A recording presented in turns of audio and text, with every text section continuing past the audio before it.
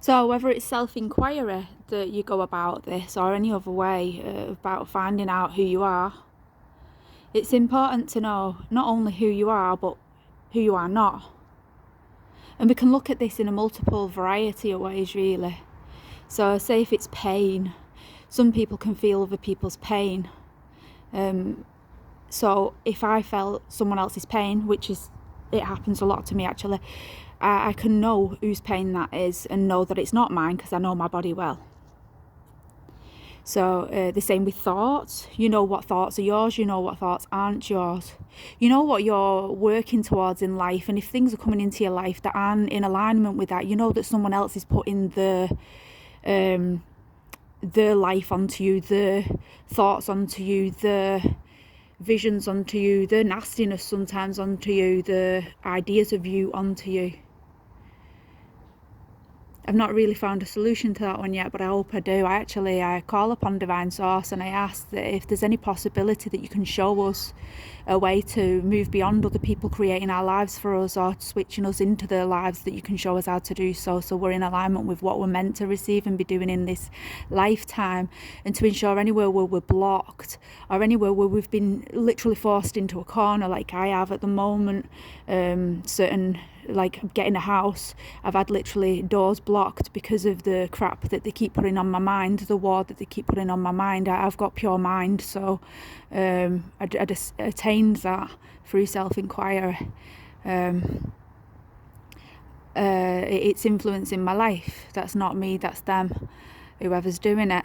So that's come on multiple levels and layers actually, because they've done it with spirits first and foremost.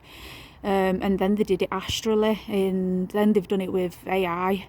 So they've worked on different levels, but I've never been in some of these levels, so I don't understand how on earth they've been able to do it, because it goes against every law going, spiritual and physical.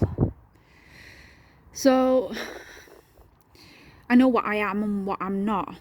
So it's part of the process of self-inquiry. Like, no one's taught me self-inquiry. I developed my own self-inquiry, and I'd suggest doing it yourself, because only you know yourself and only you know how to delve into that, really. I've got to be completely honest with you, because everybody's different and everyone is genuinely different. If you're coming from more of a psychology background, I've been told self-inquiry is like person-centered approach therapy.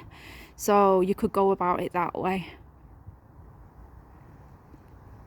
There's a lot of different things what are quite similar. They've got different names. So when you're going through the different worlds as such, like whether it's psychology, whether it's spirituality, whether it's religion, whether it's sports, you know, there's a lot of things that are actually quite similar.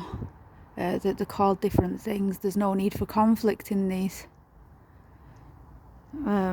They all interlink at some point, but are again separate. So I think that's really all I've got to say on it. It's just a process. If anyone would like me to do a video on how you can self-inquire, I can do that. But again, it's something, if I was going to work with people doing that, which just happens, like I just end up speaking to people when I'm on my travels, whether I'm like walking down the street or whatever. It just that's how it is when you're guided by source. You just end up having random encounters with people where you guide, and I appreciate that. It's imperative to my path actually. So I can try and do it that way. Like I said, it is very different, because on a one-to-one you're guiding that person to their natural capacity and their ability and what's aligned to them, and everyone's different and everyone learns different and everyone inquires different. So some people inquire like writing and things like that, but some it can be things like music, you know. So it's very different for different people, but that's just part of life. It's not, you wouldn't have your whole life be based upon that one thing. And this is, I think, where we've got it wrong a lot with spirituality especially, is people just base their life on that one thing, but life's filled with many different experiences. You know, you think we've got to have a bit of everything in our lives.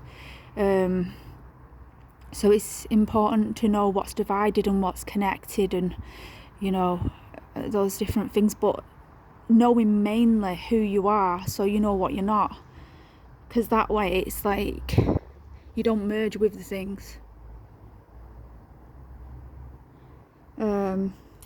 Like, I went through non-attachment, but I wouldn't suggest staying there. It's quite an extreme place. You don't really want to be in that space all the time,